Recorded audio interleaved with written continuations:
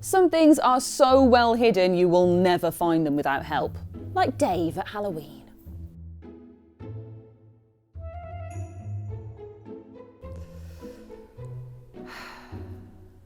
We've all felt the keen sting of just not being able to find that single last collectible no matter where you look. I am thinking of you, glass clue bottles in Sly Raccoon, or where to pick up the best weapons you've heard whispers of between friends, only to have to turn to the holy pages of internet forums to take our hands and guide us to the light of epiphany. Cue exasperated shouts of, "Oh my god, I've already looked there," as you angrily scoop up your item.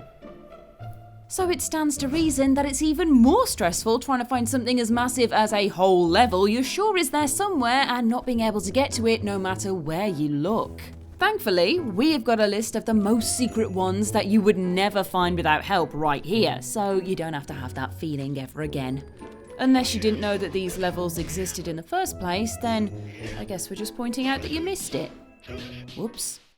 Let me set the scene. You're in a nightmarish world full of monsters and eldritch beings, trying to find an escape by brutally slashing your way through whatever steps in your path. The one place you thought was safe, a health clinic run by a friendly woman claiming to help lost souls, turns out to be a makeshift laboratory full of hostile failed experiments you have to put out of their misery.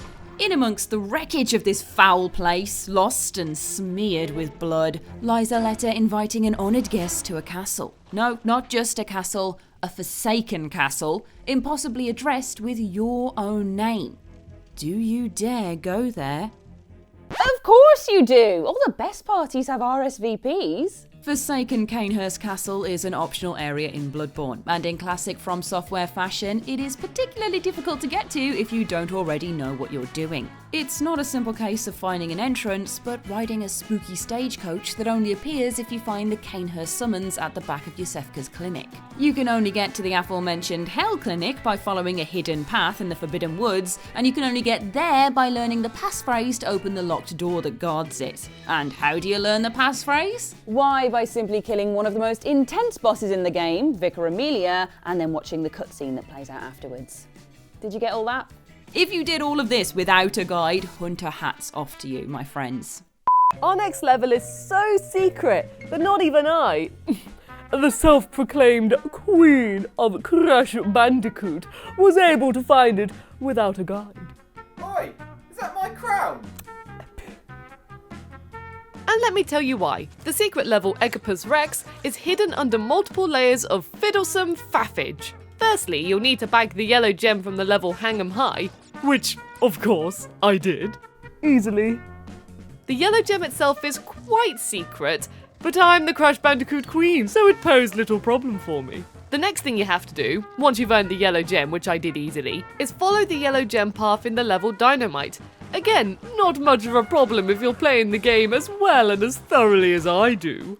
But next comes the bit that not even I would have figured out in a million years.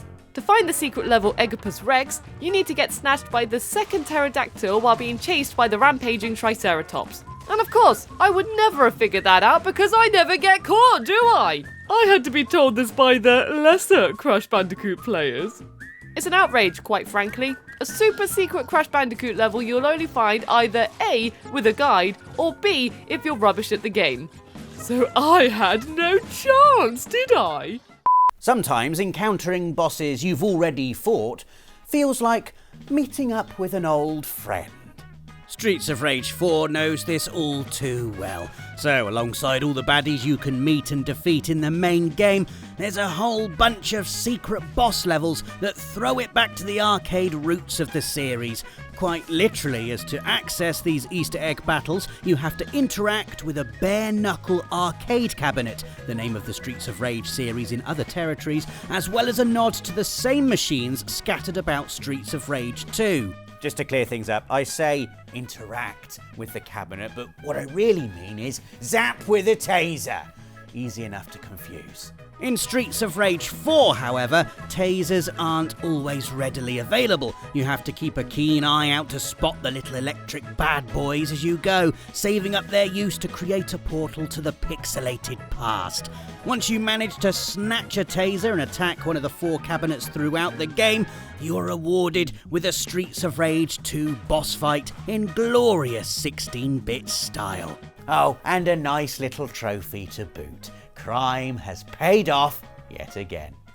Saving the bees has never been lower down on my list than when trying to find their little house in Hollow Knight. Don't get me wrong, I love bees. I love their little furry bodies and their cute little pollen socks. But these guys, they are rotten, infected, a corrupted caricature of the humble bumblebee that do nothing but mock your attempts at finding the entrance to their secret home. These two in particular just float around aimlessly before shuffling over to your little knight when they catch sight of you. Or whatever the equivalent of shuffling is when you're airborne. Shufflying?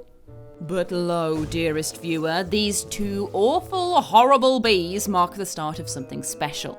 They are the guardians of the entrance to the Hive, a whole new area of Hollow Knight unlike anything else on the map, and the home of the particularly useful Hive Blood charm for completionists too. Not only is the Hive entrance behind a completely unremarkable wall that you're supposed to figure out is breakable somehow, but it's at the bottom of the tram system you need a special, lost ticket to reach. With a world as rich and varied as Hollow Knight, even stumbling across this specific section can be a nightmare. So I don't feel embarrassed to say that maybe I had to use a guide after searching for literal hours as to where I could possibly reach the depths hinted at on my map. Never be ashamed of looking at a guide. It happens to the best of us. I think we can all agree that using the toilet is really, really hard. But imagine what it's like for an octopus. All those limbs flailing about everywhere, trying to grab the flusher. I have no idea how all that works. But Octodad did the thinking for us with the toilet and trouble level. Thank goodness. For those wondering, it turns out the way octopi use the toilet is by sticking all of their limbs inside it and riding the flush down into a strange 2D world of puzzles. Sounds fun, right? Just don't try this at home. Trust me. Anyway, the trick to this one is that there's a moment where you're directly faced with the particular stall in the Aquatic Fun Centre that will lead you to a totally new level, in the silent but deadly section. Here, the toilet is just a toilet though. You can flush it all you like and nothing will happen, meaning you have to use the loo before reaching this point to get in if you want some sweet collectible ties to add to your dad wardrobe. And isn't that what everyone wants in life? Yes, there is another From Software game on this list, and it's coming now. What did you expect? This time we're heading way back to the world of Dark Souls. The painted world of Ariamis, in fact. This gorgeous secret level is locked away behind a frankly upsettingly large painting in Anor Londo, easily mistaken as part of the setting as you roam around the oversized chapel halls.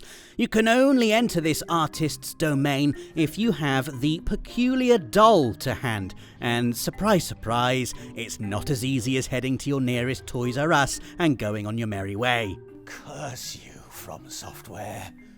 Curse you. The peculiar doll is actually found in the Northern Undead Asylum, inside the very cell from which you start the game. Of course, it's not there when you begin the tutorial, that would be too easy, and so makes for a nasty little detour should you go looking for the figurine for access to the painted world. All you have to do to get there is collect a key from a precarious rooftop, curl up into a little ball in a nest, and ride a giant bird back to your starting point to fight your way through to the asylum. This is not how my Lord of the Rings fantasy goes. Our next entry is Tekken 3's High School Fighting Arena, which you can only unlock by fighting with either Jin or Ling Xiaoyu in their third outfits, which I guess doesn't sound too difficult to figure out on your own. Until you factor in that you'll need to play as either Jin or Ling Xiaoyu 50 times in order to unlock these outfits. And my main is Dr. Boskonovich. I mean, he was my original video game boyfriend before I even made the list. So how was I supposed to figure that one out? There's no way I'm playing as Jin 50 times with his cheesy high, low, low, high spin kick, or Xiaoyu who spends most of her time turning her back to her opponent. Yeah, instead you play as an old man who spends most of his time on the floor. Don't you dare insult Dr. Boskonovich in front of me! So whereas Eggipus Rex is a level you'll only discover if you suck at Crash, Tekken 3's High School Arena is a level you'll only discover if you're not obsessed with Dr. Boskonovich. Which I am. Deal with it. Oh my god, Rosie has come to full power, which means it's probably best we end this list of 7 levels you'll never find without a guide. Are there any others you'd add to the mix? Let us know in the comments. Please like the video if you enjoyed it, subscribe if you'd like to see more content like this, and hit that notification bell so you stay up to date with the world of PlayStation. Thanks for watching.